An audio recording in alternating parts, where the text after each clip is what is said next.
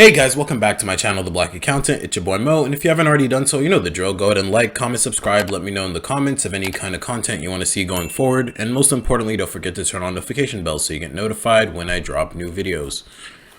So today I'm going to be talking a little bit about side hustles, and particularly, do you need a side hustle? Do you want a side hustle? What is a side hustle? And the reason I want to talk about it is because it seems like everybody and their mom has a side hustle these days. And I've seen a lot of youth, and when I say youth, is just like generally anybody around my age or younger, feel very conflicted or pressured to have one or to start one. And I think it really depends on what goals you're trying to meet and what you're trying to do. And I want to start off by saying, it's never a good idea to go based off of what you're seeing other people always doing. And it's never a good idea to go based off what you feel like you should be doing versus what actually matches your life and where you're at in life. If you have a very well-paying job, you have a career that you love, that you think is very great, and you see the longevity and there's so much opportunity in that, and that's something you want to be pursuing, and you don't want to take on anything kind of extra on the side, that's for you. That's up to you. You do what you want to do. But I think side hustles are so popular because it's sort of less pressure, extra income that you make that could either be you trying to gravitate or navigate towards something that you have much more interest in, or it could just be a way to make a little bit of extra cash per month, whatever your goals are actually with it. So I think it's very worthwhile to start a side hustle that matches your energy, that matches your engagement level and your time commitments. And the reason I say that is because there's so many things that could be considered side hustles or just like a main thing, which don't necessarily match your energy or the way that you operate. For example, like me as an individual, I have a license, I have a driver's license, and I could do Uber or Lyft as a side hustle, or DoorDash or Grubhub or any of those types of services. But that's not something that works for me because my time commitments are sort of grounded. I know when I'm free and when I'm not free. And also, it's just not something I have any interest in. My car is kind of like janky and beat up, and I don't want to fix it up to do that. And coming from a more of an accounting background, it's kind of more of a hassle for me than it is going to be beneficial, because at the end of the day, you generally lose more money doing Uber and Lyft and any kind of transportation service than you are actually making it. So it becomes a headache because then I have to keep track of my expenses. I have to create or count the mileage that I'm going between trips, even though Uber and Lyft counts some of it for you.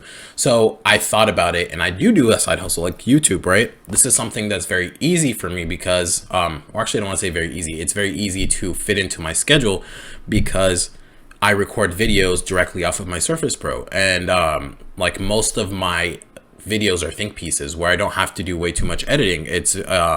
It's very much so, hey, let me turn on my camera. Here's the topic for the day. Let me talk about it and then put it out there. And it's a little bit low cost to me because I'm not really spending anything on it, but I'm also hoping to build it out. It's not, and I can afford to do that at this point. So that's why it's a side hustle that works for me, because I'm not pressured to make it work. I'm not pressured to make money off of it right away. And I understand that it's a build that's going to take a while. And I'm able to do that again because I have a well-paying job currently that supports me. Same thing when it comes to podcasting or doing any other kind of like resume business. I looked at it, evaluated myself, and said, hey, what actually works for me? What's something that I'm interested in doing? And do I want that to just create extra income on top of what I'm already making? Or do I want to eventually turn that into my main thing? Do I want it to be my main source of income? Do I want it to become passive income? And those are considerations you should really have when it comes to deciding whether or not you want a side hustle, right? And there's nothing wrong with any of those things. I have a couple of friends who do side hustles because it's just your hobby, but you know that it has a potential to be monetized. So you just do it because it's fun for you. You know, it's something that you do as a something that you do on the side to get away from the stressors of your life, or it's just something that you really enjoy. That's also a side hustle because you're doing it on the side and it has monetization value. But then for me, when I do these side hustles, yes, I enjoy them, but I also have this goal in mind of it becoming my main bread and butter. I want it to become my number one. And I want it to use it to kind of transition away from what I'm already doing right now, even though I enjoy that as well. So that's a side hustle that's probably going to take up a little bit more room in my mind, because even though I'm doing it slowly and it's a slow grind, it takes more effort. And I know that I have the capability, the capacity, and the mental fortitude to kind of do that. So that's why I chose what I'm doing. So you see what I'm saying there? When it comes down to it, it's understanding who you are, what you're capable of, what is your time commitment, what's your money commitment. So when it comes to how much money you want to spend on a side hustle as well, there's a lot of side hustles that are just free to start, right? So you can do a service-based model where it's like, I know I'm good at editing, I know I'm good at resumes, let me fix other people's resumes. That's a time commitment for you, because you don't need to purchase supplies to review a resume. All you need is Microsoft Word, right?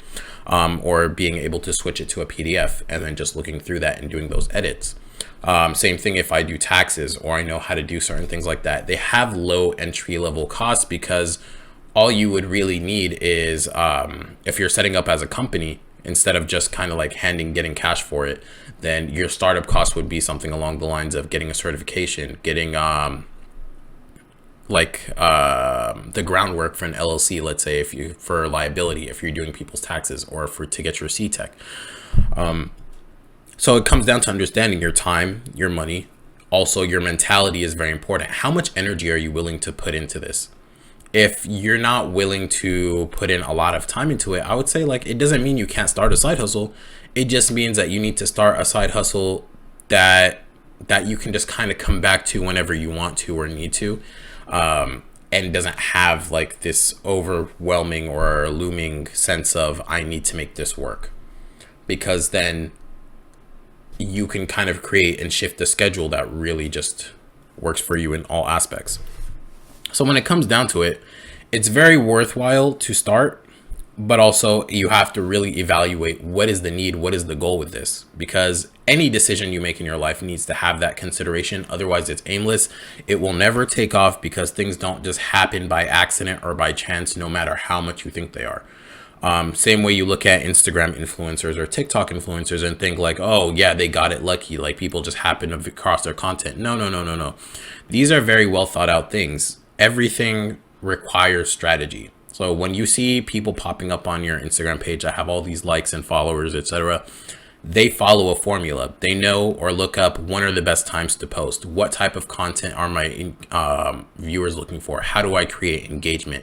What is my search engine optimization? These are all considerations, and that's cool because it's a side hustle that you enjoy, because it's like, hey, I can be myself, or I can do whatever I want. But also I need to figure out what is the strategy to make this pop or to make this work. So never think that people just have it easy and are just doing things and everything's just working out for them. Everyone's going to experience bumps and failures in whatever it is that they're doing. Sometimes you just happen across people when they're in that middle zone, when either they're about to take off or they've already taken off. So never compare your starting point to somebody else's middle or end point, because you really don't know when they started and how they're doing. So just, this is a little bit veering off topic, but I like to give these reminders here and there because it's so easy with everybody kind of being in this matrix and connected online to compare yourself to other people. Always just look at yourself internally. Where am I? What am I fucking up? And I know I'm fucking up, and how do I fix it? And just focusing on competing with yourself. Don't compete with anybody else, because you're always operating on your own timeline and should only be operating on your own timeline. So that's all I really had for today's video. Let me know what your thoughts are on the topic in the comments below. I'd be very interested to hear it. And again, this might be one of those topics that I carry over to Wisdom for a live talk. But I digress. Let me know in the comments, and I'll see you guys in the next video.